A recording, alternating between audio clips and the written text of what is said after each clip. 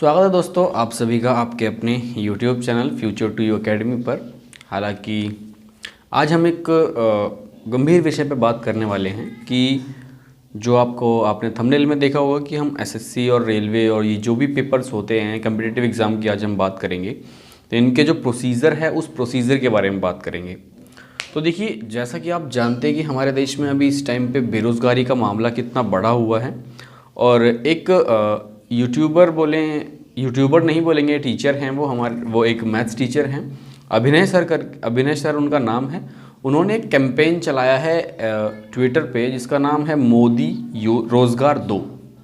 तो इस मोदी रोज़गार दो की अगर हम बात करें तो ये कैंपेनिंग है। इसमें क्या है कि जो एसएससी का कुछ रिज़ल्ट आए हैं अभी फ़िलहाल, तो जो एसएससी के रिज़ल्ट आए हुए हैं तो उस रिज़ल्ट में क्या है कि कुछ बच्चे ऐसे हैं जिनका मैथ्स में करीब 200 में 200 नंबर आ रहे हैं, लेकिन फिर भी उनको कोई आशंका नहीं है कि उनका सिलेक्शन होगा या नहीं होगा, क्योंकि हमारी केंद्र सरकार की एक पॉलिसी है नॉर्मलाइजेशन की, जिसकी वजह से क्या हो रहा है कि जो काबिल है उसको नौकरी ना मिल करके हो सकता है कि जो ना काबिल हो उसको नौकरी मिल जाए।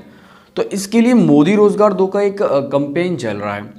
तो ये इनका मेन मुद्दा ये है कि रोज़गार दो, चलो वो एक अलग कैंपेन है, लेकिन इनका मेन मुद्दा ये है कि जो भी एग्ज़ाम होते हैं उन एग्ज़ाम को कैलेंडर वाइज एक फिक्स करके आप दीजिए कि भैया इस तारीख को नोटिफिकेशन मिलेगा, इस तारीख को आपका टेस्ट होगा और इस तारीख को आपको ये होगा वो होगा, जो भी उनका पूरा है आप एक शेड्यूल बच्चों को क्लियर करके दें और एक साल में पूरा का पूरा आपका जो भी प्रोसीजर है उसको कंप्लीट करके दें।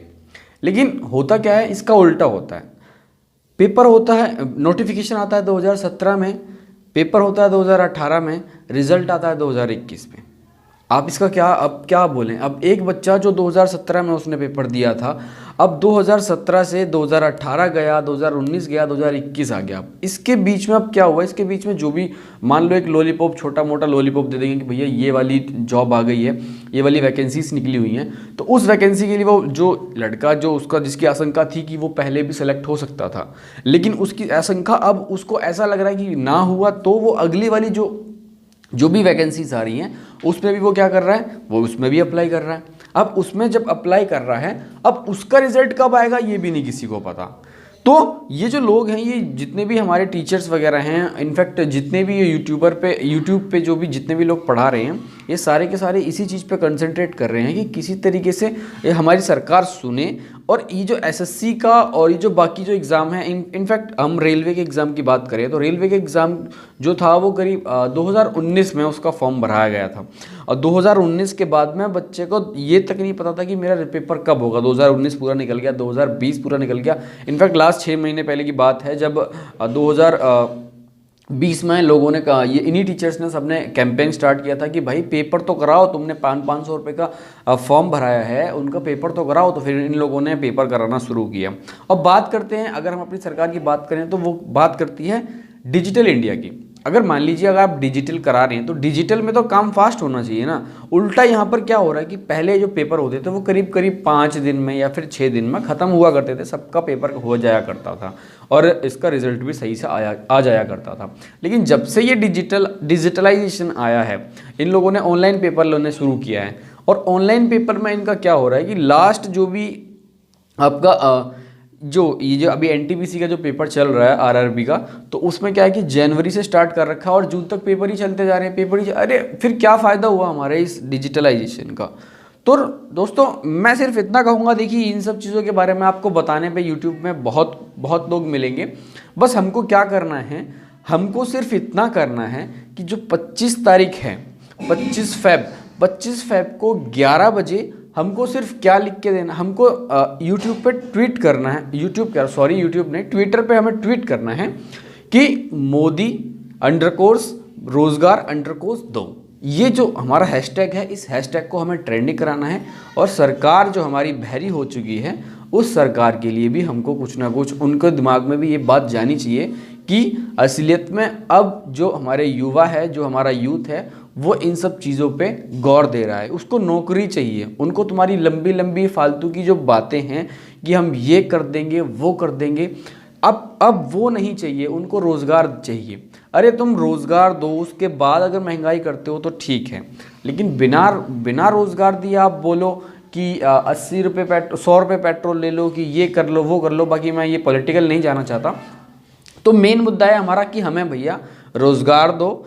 हम इतना मेहनत करते हैं, हम बच्चे इतना मेहनत करते हैं, सारे के सारे इतना मेहनत करते हैं, इतनी मेहनत करने के बाद दिन रात अपनी आंखें फोड़ने के बाद भी अगर हमको नौकरी नहीं मिलती है, तो फिर ये बताइए कि आपने इतनी सारी जो हमको डिग्रियां दी हुई हैं, हम जो पढ़ते चले गए हैं, वो किस मतलब की रही। आप रोज़गार देते नहीं, इनफैक्ट इसका फ़र्क हमारी सोशल लाइफ पे बहुत पड़ता है। हमारे माँ बाप हम पे शक करते हैं कि तुम पढ़ रहे हो या नहीं पढ़ रहे हो। ऐसा होता है, मेनली ऐसा सच में होता है। तो आपको दोस्तों, आप सबसे यही मेरी रिक्वेस्ट है कि आप मोदी रोज़गार दो का जो हमारा ये कैंपेन है, इस कैंपेन में आप ज़रूर बढ़ चढ़ कर हिस्सा लें।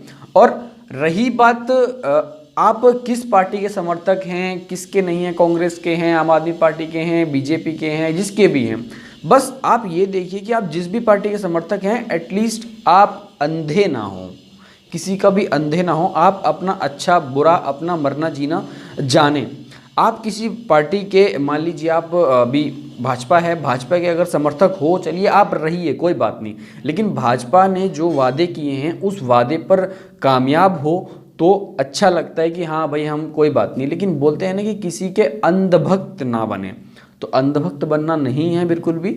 हमको सिर्फ ये है कि भैया मोदी जी ने कहा था 2 करोड़ रोज़गार देंगे, तो 2 करोड़ दो या ना दो, एटलीस्ट 50 लाख तो हर साल दीजिए आप, ठीक है। एटलीस्ट 50 लाख आप हर साल दें तो भी हम खुश हैं। अरे आप दो तो सही। रोज़गार, मोदी जी कहते हैं कि रोज़गार बढ़ रहा है, रोज़गार बढ़ रहा है, प्राइवेट सेक्टर में हम रोज़गार बढ़ा रहे हैं। अगर हम डाटा की बात करें तो डाटा में हर साल कुछ ना कुछ बढ़ता चला आ रहा है। हम बात करें 2016 की, तो 2016 में करीब 407 मिलियन था, प्राइवेट और गवर्नमेंट जॉब दोनों मिला करके। और 2017 की अगर हम बात करें तो उसमें 405 हो गया, ठीक। फिर 2018 की बात करें हम तो उसमें कितना, उसमें हो गया उसमें हमारा 400 मिलियन हो गया।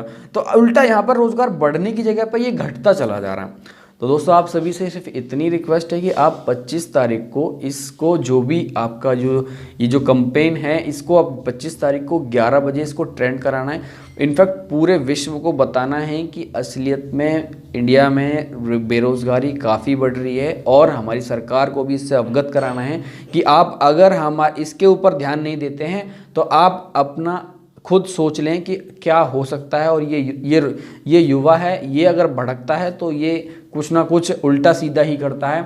इसलिए जो युवा की जो एनर्जी है उसको सही वे में आप प्रयोग करें और इनको रोज़गार दें, ताकि ये देश भी तरक्की करे और ये जो आपका युवा है वो भी तरक्की करे। तो मैं इसी के साथ में अपनी वीडियो ख़त्म करूँगा। और दोस्तों, आपको जो कहा है वो कीजिए।